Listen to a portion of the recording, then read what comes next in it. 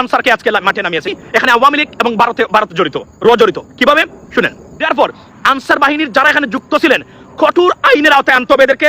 এরা সরকারকে ডিস্টেবিলাইজ করা এবং বাংলাদেশের মানুষের কাঙ্ক্ষিত স্বাধীনতা, দ্বিতীয় স্বাধীনতার যুদ্ধকে আপনার ডিস্টেবিলাইজ করা বা খেড়ে নেওয়ার এই প্রক্রিয়ায় রাষ্ট্রদ্রোহ অপরাধ করেছে তারা। কতটা রেকলেস, কতটা বিপদসংকুল এদেরকে এরা কল্পনা করতে পারেন? এই সময় তারা আন্দোলন করতে পারে, সচিবালয় বন্ধ করতে পারে, তারা জানে না এই সময় সচিবালয় থেকে এই বন্যা দুর্গত মানুষের সাহায্য সহযোগিতা থেকে শুরু করে প্রত্যেকটা কাজ এখান থেকে করা হবে। তারা কিভাবে এসে সচিবালয়ে ঢুকে এটা আমি জানতে চাই। এর মানে কি? এর মানে হলো এদেরকে ঢুকিয়ে দেওয়া হয়েছে এবং সার্জিস বলেছে আজকে যে তাদেরকে নিয়ে তারা সচিবালয়ে মিটিং করেছে, তাদেরকে আপ্যায়ন করেছে, এরপরেও তারা গিয়ে আন্দোলন করেছে। পরিশেষে কি হলো? মারকে শেখ হাসিনার মতো পালাতে বাধ্য হলো। গভর্নমেন্ট শাটডাউন করতে আসছে। এরা কোনো অবস্থাতে সাধারণ দাবি দাওয়া নিয়ে আসা আনসার বাহিনী না। এবং আসসালামু আলাইকুম। কঠিন পরিকল্পনা করে কঠিন ষড়যন্ত্রের মধ্য দিয়ে সচিবালয় ঘেরাও করেছিল আনসার বাহিনী। সুপ্রদর্শক, আপনারা অবাক হবেন, ভারতীয় র এবং আওয়ামী লীগের কুপরিকল্পনার কারণে সচিবালয় ঘেরাও করেছিল আনসার বাহিনী। এ সম্পর্কে বিস্তারিত কথা বলেছেন এম মাসুম রহমান। আমরা তার মুখ থেকে বিস্তারিত জেনে আসবো। কারা আনসারকে আজকে মাঠে নামিয়েছি? এখানে আওয়ামী লীগ এবং ভারত জড়িত কিভাবে শুনেন।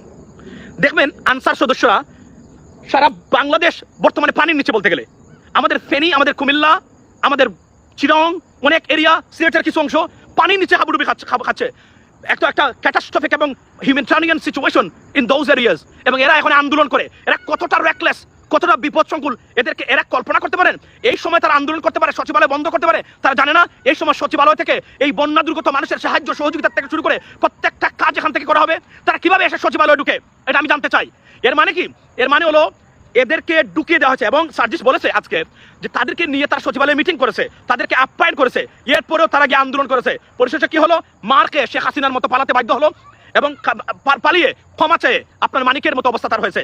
তো এই হলো তাদের অবস্থা। এবং আমি বিশ্বাস করি, কারণ মনে রাখবেন সচিবালয় বন্ধ করতে আসছে। এর মানে কি? এর মানে হলো গভর্নমেন্ট শাটডাউন, যেটাকে ইংরেজিতে বলে। সুতরাং গভর্নমেন্ট শাটডাউন করতে আসছে। এরা কোনো অবস্থাতে সাধারণ দাবি দাওয়া নিয়ে আসা আনসার বাহিনী না। এবং আনসার বাহিনীর চিফ কে ছিলেন? শেখ হাসিনার আপনার এই যে এম কে হুইপ কি শামীম ছিল তার ভাই। সুতরাং এখানে শুধুমাত্র যুবলীগ এবং ছাত্রলীগের তরুণ প্রজন্মকে নিয়োগ দেওয়া হয়েছে আনসার বাহিনীতে। এরা সবই ছাত্রলীগ এবং যুবলীগের। এবং এখন প্রশ্ন উঠছে এবং আমি মনে প্রাণে বিশ্বাস করি এটা তাদের প্রেসক্রিপশনে হয়েছে এবং তারাই এই কাজটা করিয়েছে। দেয়ারফর আনসার বাহিনীর যারা এখানে যুক্ত ছিলেন কঠোর আইনের আওতায় আনতে হবে এদেরকে। এরা সরকারকে ডিস্টেবিলাইজ করা এবং বাংলাদেশের মানুষের কাঙ্ক্ষিত স্বাধীনতা, দ্বিতীয় স্বাধীনতার যুদ্ধকে আপনার ডিস্টেবিলাইজ করা বা খেড়ে নেওয়ার এই প্রক্রিয়ায় রাষ্ট্রদ্রোহ অপরাধ করেছে তারা আনসারের এই সদস্যরা। তারা সচিবালয় ঘেরাও করতে সার্জিস আজকে বলছিল এত আন্দোলন করেছি, সচিবালয় ঘেরাও করি নাই। কেন করি নাই? রাষ্ট্রকে চলতে হবে, রাষ্ট্রের কাজ করতে হবে, যেখানে এখান থেকে ডিসিশন মেক করা হয়। কিন্তু তারা প্রথমে এসে তাদের কত বড় স্পর্ধা এবং তারা কতটা ঔদ্ধত্যপূর্ণ দেখেন। এই ভয়ঙ্কর সময়েও তারা এসে সচিবালয়ে তারা আপনার ঘেরাও করে। সুতরাং আমি মনে প্রাণে বিশ্বাস করি লেডিস এন্ড জেন্টলম্যান, এটা কোনো অবস্থাতে আনসার বাহিনীদের কাজ নয়। এটাতে আওয়ামী লীগ জড়িত, এটাতে বিদেশি সংস্থা যারা এরা জড়িত। এরা কোনোদিন শান্তিতে থাকতে দেবে না বাংলাদেশকে। সুতরাং এই বিষয়ে আমাদেরকে কঠোর হতে হবে। এটা করিয়েছে তারা সরকারকে বিপদগ্রস্ত করার জন্য। সুতরাং সরকারের ভিতরে যারা আছেন, আওয়ামী লীগের পদস্থ যারা, আওয়ামী লীগের শেখ হাসিনার পেটিকুটের নিচ থেকে জন্ম নেওয়া army officer, I am sorry to say that I do apologise, আমি কিন্তু আর্মি যারা আছেন সাধারণ মানুষ, আপনারা আপনাদের প্রতি এতটা রেসপেক্ট ভাষায় প্রকাশ করার নাই। কিন্তু কিছু কিছু দুর্বৃত্ত এখানে আছে, মনে রাখবেন, যারা ডিজিএফআই পরিচালনা করতো। সুতরাং এদের প্রতি আমাদের কোনো রেসপেক্ট নাই। এরা এখনো সরকারে আছেন। দেয়ারফর আমি বিশ্বাস করি এদেরকে চিরতরে একদম কমিশন গঠন করে এদেরকে বাদ দিতে হবে, প্রশাসন থেকে বাদ দিয়ে এগিয়ে যেতে হবে। একটু আগে আজকে আনসার সদস্য আসছে, আজকে তারা চলে গেছে। যদি ছাত্ররা না আসতো তাহলে কি হতো? তারা সচিবালয় অবরুদ্ধ করে রাখতো। প্রশ্ন উঠছে আনসার বিডিবির দরকার কি?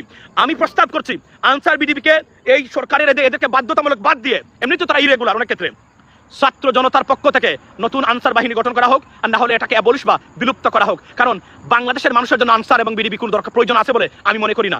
কিভাবে মনে করি না? বাংলাদেশে পুলিশ ছিল না। পৃথিবীতে একটা রাষ্ট্র দেখান, ইভেন আমেরিকার মতো জায়গাতে যদি পুলিশ না থাকতো কি হতে পারতো সেটা আমরা জানি না। পুলিশ ছাড়া চলেছে বাংলাদেশ 3 সপ্তাহ, 2 সপ্তাহ চলেছে। দেশের কি হয়েছে? কয়েকটা ঘটনা তা আওয়ামী লীগের উপরে ঘটেছে। এছাড়া বাংলাদেশ ছিল, বাংলাদেশের মানুষ এভাবেই। সুতরাং আমি মনে করি পুলিশ ইন অ্যাকশন, পুলিশকে আরো শক্তিশালী, আরো স্বচ্ছ এবং ট্রান্সপারেন্ট করা এবং অ্যাকাউন্টেবল করা এবং আনসার বিডিবিকে বিলুপ্ত করার সময় এসেছে। এদেরকে কোনো অবস্থাতে আর যদি না হয় তাহলে এটাকে রিফর্ম করে আমাদের ছাত্র জনতা যারা এই যে বর্তমানে যারা এই আপনার এই দ্বিতীয় স্বাধীনতা যুদ্ধে অন দ্য গ্রাউন্ডে আমাদের ছাত্ররা, গরিব গরিব অনেক সন্তান আছে, এদেরকে আমি মনে করি গ্রাম পুলিশের কোনো দরকার নাই। Thank you so much Parvez ভাই চট্টগ্রাম থেকে। আমি মনে করি আমাদের এদের কোনো দরকার নাই। এটাকে বিলুপ্ত করে এই টাকাটা শিক্ষা ক্ষেত্রে অথবা আমাদের কোনো ধরনের টেকনোলজি আপনার প্রবাসীদের ক্ষেত্রে ট্রেনিং দেওয়ার ক্ষেত্রে হতে পারে। আমরা আরো $1 বিলিয়ন আমরা এড করতে পারবো আমাদের রেমিটেন্সে যদি এই টাকাটা ইনভেস্ট করা হয়, প্রবাসীদের ক্ষেত্রে ট্রেনিং দেওয়া হয়, আরবি ভাষা, ইংরেজি ভাষা এবং কিছুটা টেকনিক্যাল স্কিল দেওয়া হয়, যেগুলো ডিমান্ড সারা বিশ্বে। আমাদের প্রবাসীরা $1 billion a year they can add to the foreign currency or remittance, ladies and gentlemen. কোনো দরকার নেই আনসার বাহিনীর, এদের কথা কেউ শুনেও না, এরা কখনো গুলিও করে না কাউকে, দরকারও নাই। এরা আসলে ডিসফাংশনাল একটা, এরা প্রেসিডেন্ট জিয়াউর রহমান সাহেব করেছিলেন যখন আসলে সেনাবাহিনী ছিল না। সুতরাং এখন আমাদের সেনাবাহিনী ভেরি সলিড, আমাদের পুলিশ আছে, আমাদের অন্যান্য বাহিনী আছে, সুতরাং আমাদের আনসার বিডিপির কোনো দরকার নাই বলে আমি মনে করি। তারপরেও যদি মনে হয় আপনারা তারা থাকতে হবে, তাদের এদেরকে এই সরকারের যুবলীগের পদস্থ, ছাত্রলীগের পদস্থ আনসার বাহিনীতে আছে, এদেরকে বাদ দিয়ে যে কোন দিন ডক্টর ইউনূসকে গুলি করে মেরে ফেলবে না। প্লিজ আমার কথাটা মনোযোগ দিয়ে শুনবেন, ডক্টর মোহাম্মদ ইউনূসকে গুলি করে মেরে ফেলবে না। এরা সবাই ডক্টর মোহাম্মদ ইউনূসের উপরে ক্ষুব্ধ, কারণ ডক্টর মোহাম্মদ ইউনূস এমন একজন ফিগার রাইট নাও যিনি সারা পশ্চিমা বিশ্বকে একটা আঙ্গুলের ইশারায় বাংলাদেশে নাচাতে পারেন উনি। সেই ব্যক্তিকে তারা যে কোনো সময় শেষ করে দিবে। সুতরাং বি কেয়ারফুল, আমি বলছি বারবার, এরা এতটা বিপদগামী, ডেঞ্জারাস হতে পারে। সুতরাং this is the alarming right now and this is the beginning. So আমি মনে করি এরা থাকবে কিনা এটা ভেবে দেখা দরকার এবং এটাকে রিফর্ম করে সিস্টেমে আনা দরকার বলে আমি মনে করি, ladies and gentleman. Second thing হলো যে এটা আমি দৃঢ়ভাবে বিশ্বাস করি এটাতে এই সরকারের মানুষ জড়িত। মনে রাখবেন এই আন্দোলনগুলোকে যদি এখন কঠোর হস্তে দমন করা না হয়, কিছুদিন পরে আসবে শ্রমিক লীগের আন্দোলন, শ্রমিকরা রাস্তাঘাট অবরোধ করবে, বিভিন্ন ধরনের ডিস্টেবিলাইজ করার চেষ্টা করবে। কারণ আওয়ামী লীগ যে এত লক্ষ কোটি টাকা পাচার করেছে, এই টাকাটা কি মনে করেন তারা নিয়ে বসে থাকবে বিদেশে? নাও, তাদের অস্তিত্বের টান পড়েছে। সর্বোচ্চ শক্তি দিয়ে দেশকে ডিস্টেবিলাইজ করে ভারতের সাহায্যে এই দেশে তারা এই টাকাগুলো খরচ করে কত মানুষকে তারা হত্যা করাতে পারে। তো আমি এটা বলে দিচ্ছি আবার ইন অ্যাডভান্স, যারা বিপদগ্রস্ত আছেন কেয়ারফুল চলাফেরা করবেন। এরা কিন্তু যায় নাই, মনে রাখবেন এদের প্রেতাত্মা ভারতীয় হাই কমিশন এবং এরা এখনো বাংলাদেশে আছে। এদেরকে কঠোর হস্তে, তবে একটা জিনিস ওয়ার্নিং দিচ্ছি, নিরীহ কোনো আওয়ামী লীগ, কোন যুবলীগ, ছাত্রলীগের মানুষ যেন ক্ষতিগ্রস্ত না হয়, কারণ এরা ঘুরে ফিরে আমাদেরই মানুষ। মনে রাখবেন আওয়ামী লীগ করা অপরাধ নয়, আওয়ামী লীগ করে অপরাধ করা অপরাধ হচ্ছে, এটাই হলো মূল কথা আমার। কারণ এত কোটি মানুষ আওয়ামী লীগ করে, আপনি কি তাদেরকে বাদ দিয়ে বাংলাদেশ মানে করতে পারবেন? কখনোই না। এরা আমাদের ফেলো সিটিজেন। বাট যারা নিরপেক্ষ ছিল, না বুঝে, যারা নাইভ ছিল, যারা মিথ্যা প্রলোভনে আশ্বাসিত হয় আওয়ামী লীগ করেছে, আওয়ামী লীগের গুণগান গেছে, কিন্তু যারা মিথ্যা মামলা দিয়েছে, হয়রানি করেছে, খুন গুমের সাথে জড়িত, টাকা পাচারে জড়িত, ভূমি দখল করাতে জড়িত, রাজনৈতিক অধিকার কেড়ে নেওয়াতে মানে জড়িত, কাউকে ক্ষমা করা যাবে না। এদেরকে আইনের আওতায় আনতে হবে, কোনো ধরনের ক্ষমা করা যাবে না, কারণ এরা আবার আসবে ফিরে। কিন্তু নিরীহ মানুষ যারা আছেন দয়া করে, কারণ এরা আমাদের ভাই, আমাদেরই বাতিজা, আপনাদের সহকর্মী, আপনাদের ফিলো নেইবার্স অর ভিলেজার্স। সুতরাং মনে রাখবেন নিরীহ মানুষ যারা আছে কোন অবস্থা থেকে বুঝাবেন যে আপনার সরকার কি করেছে, দেখেন এই দেশটাকে কিভাবে ধ্বংস করেছে। আপনাদের এই নতুন প্রজন্ম, ছাত্র জনতা, প্রবাসীরা মিলে আপনাদের সন্তানদের ভবিষ্যৎ গড়ার জন্য আজকে আমাদের দ্বিতীয় স্বাধীনতা যুদ্ধ পেয়েছি, এটাকে ডিস্টেবিলাইজ করা যাবে না, এটাকে আমাদেরকে রাখতে হবে। তো বক্তব্যটা যে এই জায়গাতে, এবং আমি এই সরকারকে বলবো এবং সমন্বয়ক যারা আছেন, ছাত্র জনতার বর্তমানে আছেন, সবাইকে আমি অনুরোধ করবো একটা জায়গাতে হুঁশিয়ার থাকবেন। স্বাধীনতা রক্ষার চেয়ে স্বাধীনতা অর্জনের চেয়ে স্বাধীনতা রক্ষা করা কঠিন, এটাকে ডিস্টেবিলাইজ। আর এত সুন্দর বাংলাদেশ, ভারতের যারা আছে এরা নিশ্চয়ই ভারত চোখে দেখতেছে না। আমি কেউ দেখলে মনে হবে এরা ত্রাণ নিতে আসছে। কখনো দেখেছেন ত্রাণ দিতে আসছে? কেমন বাংলাদেশ, কোনো আইন শৃঙ্খলা এখনো ঠিক হয় নাই, কিভাবে অটোমেটিকলি বাংলাদেশ ফিক্স হয়ে যাচ্ছে, এটা অনেকের ঈর্ষার কারণ। বিশেষ করে ভারতের যারা আছে বা আওয়ামী লীগের যারা আছে, আওয়ামী লীগ কখনোই দেশপ্রেমিক ছিল না। দেশপ্রেমিক থাকলেন সেখানে 16টা বছর ধরে উনি ক্ষমতায় ছিলেন, দেশটাকে গড়ে দিতে পারতেন। উনি ডক্টর মাহাতির মোহাম্মদ হওয়ার সুযোগ ছিল, কিন্তু উনি বেছে নিয়েছেন খুন খারাপি, গুম করা, নির্যাতন করা, মিথ্যা মামলা দেওয়া, আপনার বাংলাদেশের মুসলমানদেরকে জঙ্গি বানানো। এরা যেন 30 বছরের ভিতরে ক্ষমতা আসতে পারে, 40 বছরের ভিতরে এদের নাম ঠিকানা যেন এখানে না থাকে, ওইভাবে আমি বলছি। কেননা এরা এসে আবার খুন খারাপি করবে, আবার দেশটাকে, আমাদের এই বাংলাদেশটাকে জিম্মি করে রাখবে। এরা 18 কোটি মানুষকে জিম্মি করে রেখেছিল, আজকে টিএসসির চত্বরে মানুষ এসে দায়িত্বহীন ভাষায় টাকা দিচ্ছে। কেন মনে করে জানেন? তারা মনে করে it is my country right now, আমি আমার দেশের মালিকানা ফেরত পেয়েছি। সুতরাং এখন সফল মানে আমাদের বাংলাদেশ সফল। এর আগে দেয় নাই, কেন জানেন? দিলে আওয়ামী লীগের শেখ হাসিনা বলতো, ওবায়দুল কাদের বলতো সরকারের সুপিরিয়র পরিকল্পনার অধীনে বন্যা মোকাবেলা করে, করোনা নাকি তারা মোকাবেলা করেছে। অথচ করোনার সময় সবচেয়ে বেশি লুটপাট করেছে সালমান এফ রহমানকে দিয়ে, অথচ তারা করোনা মোকাবেলা করেছে। এই হলো তাদের আপনার, অথচ আপনার দুহাত খুলে আমাদের প্রবাসীরা টাকা পাঠিয়েছে, রেমিটেন্স পাঠিয়েছে সেই সময়, কিন্তু তারা নাকি সফল, তারা নাকি করেছে। অথচ করোনার সময় তাদের বিজনেসম্যান যারা আছে 78,000 কোটি টাকা আপনার স্টিমুলাস প্যাকেজের নামে দিয়েছে, অথচ যে প্রবাসীরা দুহাত খুলে দিয়ে রেমিটেন্স এবং দেশকে টিকিয়ে রাখলো, তারা তাদের বিমান টিকেটের মাধ্যমে, বাংলাদেশ বিমানের মাধ্যমে দিনে দুপুরে ডাকাতি করেছে। এরা এদেরকে কিভাবে ক্ষমা করবেন আপনি? সুতরাং আমি সচিবালয় ও যমুনার সামনে সকল ধরনের সভা সমাবেশ, মিছিল, আন্দোলন নিষিদ্ধ করা হয়েছে। Thank you so much. খালি এটা না, আগামী 3 মাসের ভিতরে অধিকার নিয়ে কোনো আন্দোলন করা যাবে না, চিঠি লেখা যাবে, 2 থেকে 3 জন প্রতিনিধি কোনো ব্যক্তিবর্গের সাথে দেখা করা যাবে, রাস্তাতে নেমে আন্দোলন করা যাবে না। সরকারকে অনুরোধ করলাম 3 মাস সম্পূর্ণ নিষিদ্ধ।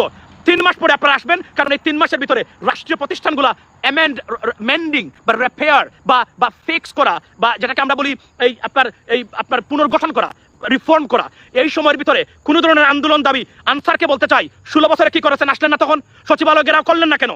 সরকার মাত্র আসছে, রক্তের দাগ শুকায়নি। How dare you! আপনি আসছেন এখানে সরকারকে চ্যালেঞ্জ করা এবং সচিবালয়কে জিম্মি করা, সরকারকে জিম্মি করা। আমি মনে করি এরা ক্রিমিনাল কাজ করেছেন।